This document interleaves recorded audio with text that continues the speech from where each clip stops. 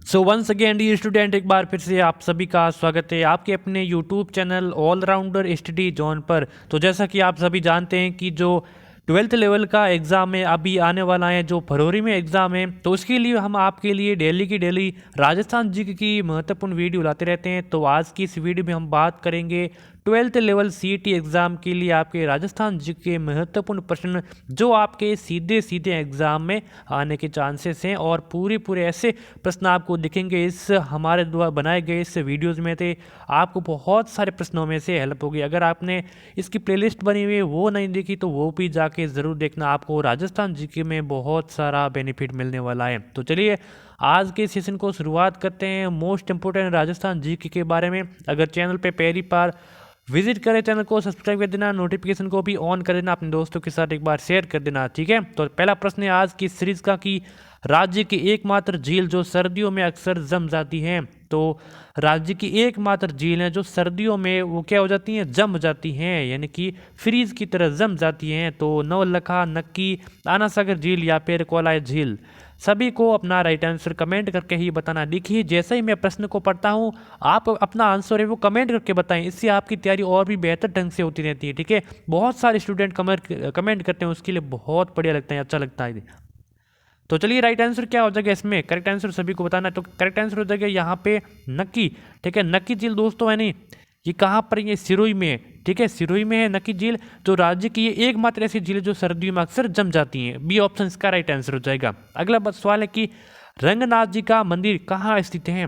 किसका रंगनाथ जी का मंदिर कहाँ स्थित है। तो पुष्कर में, ओसिया में, बाड़मेर में, डेगाना में। सभी को अपना राइट आंसर कमेंट करके बताइए, जल्दी से बताइए कि रंगनाथ जी का मंदिर कहाँ स्थित है। मैंने बताने से पहले आप सभी को बताना है। तो रंगनाथ जी का मंदिर स्थित है पुष्कर अजमेर में। कहाँ पर है, पुष्कर अजमेर में स्थित है किसका, रंगनाथ जी का मंदिर है। जो पहला ये ऑप्शन आपका राइट आंसर हो जाएगा। अगला सवाल है कि पांडुपोल हनुमान जी का मंदिर कहाँ स्थित है। पांडुपोल हनुमान जी का मंदिर कहाँ स्थित है। कोटा में, धौलपुर में, भरतपुर, अलवर में। पांडुपोल हनुमान जी का प्रसिद्ध मंदिर कहाँ स्थित है। तो देखिए पांडुपुर हनुमान जी का प्रसिद्ध मंदिर स्थित है आपका कहाँ पर, अलवर जिले में हो जाएगा। यहाँ पे आपका चौथा ऑप्शन हो जाएगा बिल्कुल आपका करेक्ट आंसर। साथ ही साथ आपको काउंट करते रहना है और अंत में बताना है कि आपके कितने प्रश्न राइट हुए हैं, ठीक है। न्यूनतम ग्रामीण जनसंख्या किस जिले में निवास करती है, यानी कि सबसे कम जो ग्रामीण जनसंख्या, जो गाँवों की जनसंख्या है वो किस जिले में निवास करती है। तो जयपुर में, बाड़मेर में, जैसलमेर या फिर बीकानेर में। तो सबसे कम न्यूनतम ग्रामीण जनसंख्या निवास करती है वो करती है किन से, जैसलमेर जिले में। आपका हो जाएगा सी ऑप्शन हो जाएगा इसमें राइट आंसर। अगर इसका पूछ ले कि सर्वाधिक ग्रामीण जनसंख्या किस जिले में निवास करती है तो उसमें हो जाएगा आपका जयपुर जिला हो जाएगा। चलिए आगे बढ़ते हैं। अगला सवाल है कि मैं ऐसे 10 किलों को तो मैं मुसलमान की एक बाल के बराबर भी नहीं समझता। ये कथन किसका है दोस्तों, कि मैं ऐसे 10 किलों को तो मैं मुसलमान की एक बाल के बराबर भी नहीं समझता। ये कथन किसका है, जलालुद्दीन खिलजी का, अलाउद्दीन खिलजी का, औरंगजेब का या फिर अकबर का है। तो जब जलालुद्दीन खिलजी ने रणथंभौर पर आक्रमण किया था तो उस समय इन्होंने कहा था कि किसने कहा था, जलालुद्दीन खिलजी ने इस प्रकार का ये कथन कहा था, ठीक है। पहला ऑप्शन राइट है जो जगह, ठीक है। किसने कहा था, जलालुद्दीन खिलजी ने। देखिए अगर आपको सीईटी एग्जाम के लिए, किसके लिए, सीईटी एग्जाम के लिए और अन्य कोई भी कंपटीशन एग्जाम के लिए अगर आपको राजस्थान जीके की पीडीएफ चाहिए, संपूर्ण टॉपिक की पीडीएफ है, अगर आपको चाहिए तो इस व्हाट्सएप पे आप कांटेक्ट कर दीजिए, जिसका चार्ज है वो 50 रुपीज़ है। और हाँ, इसके साथ ही साइंस की पीडीएफ है वो बिल्कुल फ्री है, जिसके बहुत इंपॉर्टेंट प्रश्न हैं, ठीक है। चलिए आगे बढ़ते हैं। अगला सवाल है कि उत्तरी भारत का पहला रावण मंदिर स्थित है, कहाँ पर स्थित है। उत्तरी भारत का पहला रावण मंदिर राजसमंद, अलवर, जोधपुर या फिर जालौर में।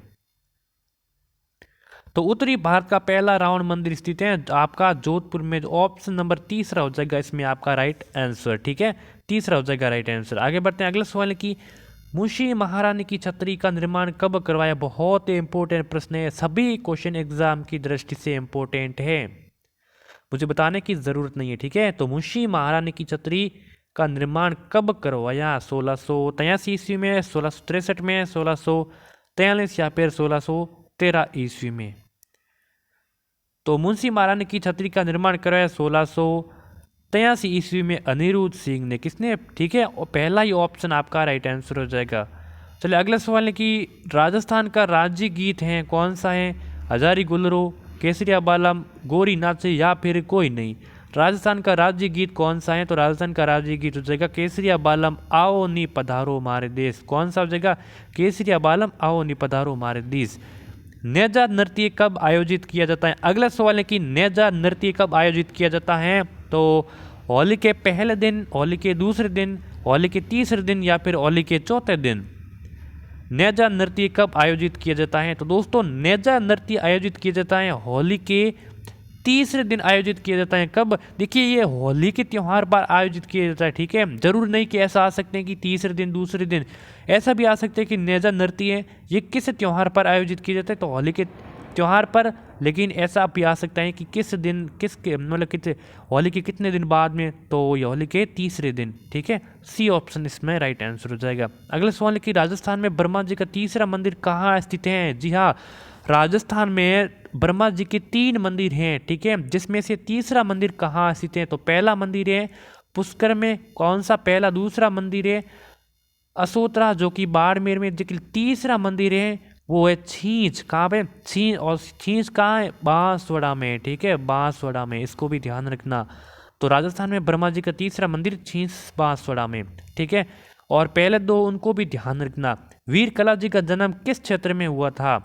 बहुत इंपॉर्टेंट प्रश्न है कि लोक देवता वीर कला जी का जन्म किस क्षेत्र में हुआ था? तो मेवाड़ क्षेत्र में, हाड़ौती क्षेत्र में, मेवाती या फिर मारवाड़ क्षेत्र में। वीर कला जी का जन्म किस क्षेत्र में हुआ था? तो वीर कला जी का जन्म जो हुआ था मारवाड़ क्षेत्र में। आपका हो जाएगा चौथा ऑप्शन इसमें हो जाएगा बिल्कुल राइट आंसर। अगला सवाल है कि निम्न में से फ्लोरिकल्चर का संबंध किससे? एक सवाल इसमें से आने के बहुत ही ज़्यादा चांसेस हैं। ऐसे सवाल को आप ज़रूर पढ़ लीजिए, पूरे के पूरे टॉपिकों को, पूरे के पूरे मतलब प्रश्नों को पढ़ लीजिए, ठीक है। तो निम्न में से फ्लोरिकल्चर का संबंध किससे है? निम्न में से तो मधुमक्खी पालन से, फूलों की कृषि से, अंगूरों की खेती से या फिर मछली पालन से। देखिए मधुमक्खी पालन को क्या कहते हैं? एपीकल्चर कहते हैं, ठीक है। फूलों की कृषि को कहते हैं फ्लोरिकल्चर, ठीक है। फ्लोरिकल्चर का संबंध है फूलों की कृषि से, और अंगूरों की खेती से विटिकल्चर, ठीक है, विटिकल्चर। और मछली पालन से किसका संबंध है ये कमेंट करके आपको बताना है, ठीक है। फिलहाल इसका राइट आंसर हो जाएगा कि फ्लोरिकल्चर का संबंध है फूलों की कृषि से। ऑप्शन नंबर बी हो जाएगा आपका राइट आंसर। अगला सवाल है कि सोयाबीन राज्य में सर्वाधिक कहाँ उत्पादित होता है? सोयाबीन राज्य में सर्वाधिक कहाँ उत्पादित होता है? तो झालावाड़ में, उदयपुर में, गंगानगर या फिर बांसवाड़ा में। 4 ऑप्शन दिए, सभी को अपना राइट आंसर कमेंट करके बताएं, जल्दी से बताइए। सोयाबीन राज्य में सर्वाधिक कहाँ उत्पादित होता है? तो ये होता है झालावाड़ जिले में। ऑप्शन नंबर पहला हो जाएगा आपका राइट आंसर, ठीक है, झालावाड़ जिले में। अगला सवाल है कि दिवेर का युद्ध कब हुआ था? बहुत इंपॉर्टेंट प्रश्न है। 1582, 1586, 1572, 1578 ईस्वी में। बताइए जल्दी से, दिवेर का युद्ध कब हुआ था? युद्ध से एक प्रश्न आना ही आना है, एक से क्या 2-3 आ सकते हैं। दिवेर का युद्ध कब हुआ था? दिवेर का युद्ध हुआ था 1582 ईस्वी में, ठीक है। इसमें भी आपका हो जाएगा पहला ऑप्शन राइट आंसर। अगला सवाल है कि निमुचना हत्याकांड कब हुआ था? तो निमुचना हत्याकांड हुआ था कहाँ पर? अलवर जिले में हुआ था। लेकिन कब हुआ था ये सब आपको बताना है। 1924, 1927, 1926 या फिर 1925 ईस्वी में। निमुचना हत्याकांड हुआ था 1925 ईस्वी में। ऑप्शन नंबर हो जाएगा चौथा आपका इसमें राइट आंसर हो जाएगा। बिना किसी देरी के आगे बढ़ते हैं। अगला सवाल है कि फुहारों के लिए प्रसिद्ध महल हैं। फुहारों के लिए कौन सा महल है वो प्रसिद्ध महल है? तो जयपुर के हवा महल फुहारों के लिए प्रसिद्ध है, जैसलमेर की हवेलियाँ, डी के जल महल या फिर जोधपुर के महल प्रसिद्ध हैं। तो फुहारों के लिए प्रसिद्ध हैं वो हो जाएगा डी के जल महल, ठीक है। डी के जल महल है वो फुहारों के लिए प्रसिद्ध है। आपका हो जाएगा इसमें सी ऑप्शन हो जाएगा किसमें राइट आंसर इसमें, ठीक है। तो डी के जल महल कहाँ है? भरतपुर जिले में, ये भी ध्यान रखना आपको। अगला सवाल है कि वर्धमान महावीर खुला विश्वविद्यालय स्थित है। इस प्रश्न का आंसर किसको नहीं आता है? तो हो सकता है कि इसमें इसका 100% बच्चों को इस क्वेश्चन का राइट आंसर आ रही होगा, ठीक है। तो वर्धमान महावीर खुला विश्वविद्यालय स्थित है कहाँ पर है? कोटा में। ऑप्शन नंबर पहला हो जाएगा राइट आंसर। अगला सवाल है कि तेंदुआ पालन के लिए कौन से जिले को चुना गया है? तेंदुआ पालन के लिए कौन से जिले को चुना गया है? तो पाली, कोटा, बीकानेर या फिर उदयपुर।